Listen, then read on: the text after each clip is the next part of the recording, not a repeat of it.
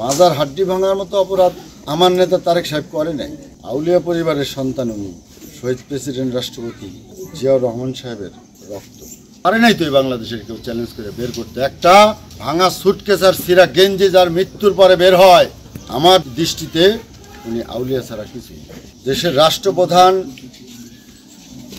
Presidential government হোক format, মন্ত্রী পরিষদ শাসিত গভর্নমেন্ট, প্রধানমন্ত্রী বা রাষ্ট্রপতি ফরম্যাট যেটাই, রাষ্ট্রপ্রধানরা মৃত্যুর পরে যদি তাদের কোনো অ্যাসেট সম্পদ না থাকে, খুঁজে না পাওয়া যায়, no bank account, no another কোনো অ্যাসেট, নো ওই কোকিলের বাসায় বা কাকের বাসায় কোকিল যে ডিম পেড়ে রাখছে, মানে শ্বশুরবাড়ির আত্মীয় স্বজন নামে বেনামে দিক সেদিক দিয়ে অঢেল সম্পদ নাই তো, পারে নাই তো এই বাংলাদেশের কেউ চ্যালেঞ্জ করে বের করতে। একটা ভাঙা সুটকেস আর সিরা গেঞ্জি যার মৃত্যুর পরে বের হয় সম্পদ, আমার দৃষ্টিতে উনি আউলিয়া ছাড়া কিছুই।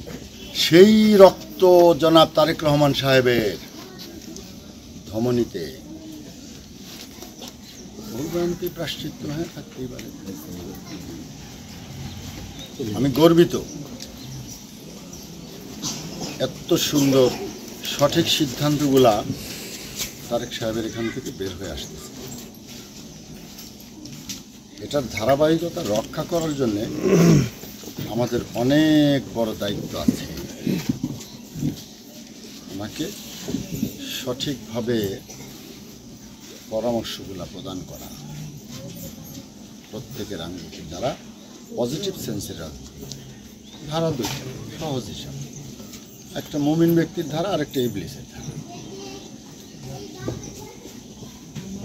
পলিটিক্সের মূল লক্ষ্য উদ্দেশ্য কী, কেন, আগে তো সেটা বুঝতে হবে। শুধুমাত্র বড় বড় দলে জয়েন করে আমরা অনেক লোকের ছায়ার নিচে ছাতার তলে যে শক্তি অর্জন করে সেটা নিয়ে জনগণের উপরে শোডাউন করা, দেখানো, দেখ আমার সাথে কারা, আমি যারা হ্যাডম।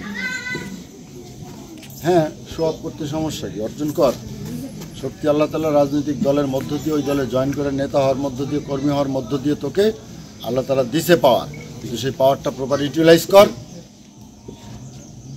জনগণের অকল্যাণে ব্যবহার করে, দুনিয়াদারির জন্য ব্যবহার না করে পাবলিকের উপকারের জন্য ব্যবহার করে। পাবলিকের পাশে যে দাঁড়া 1 কেজি চাল কিনে দে সামর্থ্য থাকলে। হ্যাঁ, টাকা নাই, আল্লাহ দেয় নাই, ভালো, আল্লাহ দেওয়ার জন্য প্রস্তুত, তোর কর্মে নাই, আমাদের কর্মে নাই, আমরা নিতে পারি না। তাই সবাই তো বড় বড় জ্ঞানের কথা বলি আমরা প্রত্যেকেই। 1 কেজি চাউল কেনার প্রশ্ন যখন আসে, কে দেয় বলেন? সরি ফর দ্যাট, ইমোশনাল হয়ে গেলাম। প্রশ্নটা এখানে আল্লাহর সাথে। দুনিয়াদারির বুকে আমরা প্রত্যেকেই যেন তেন প্রকারে ব্যস্তই হয়ে যাচ্ছি।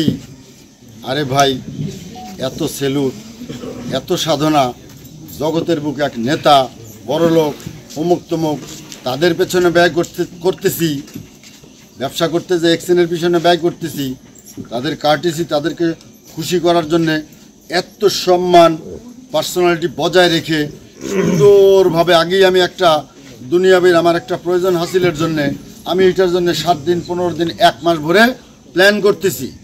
এইভাবে, এই স্টাইলে, এইভাবে সর্বোচ্চ ভালো ব্যবহার দিয়ে, সর্বোচ্চ কৌশল দিয়ে আমি ওনার কাছ থেকে এটা নিব। কোনটা সেটা? দুনিয়াদারি নিঃসন্দেহে শতকরা 99%। হ্যাঁ আছে, এখনকার সুন্নাহ, এখনকার প্রেক্ষাপট। হ্যাঁ 1% আছে, কি আল্লাহরে পাওয়া লাগবে, তাই তো? আরে ভাই, যে ফরম্যাটেই ডাকে দরকার নেই, তো শোনার লোক আছে নাই, মিডিয়ার লোক ছাড়া।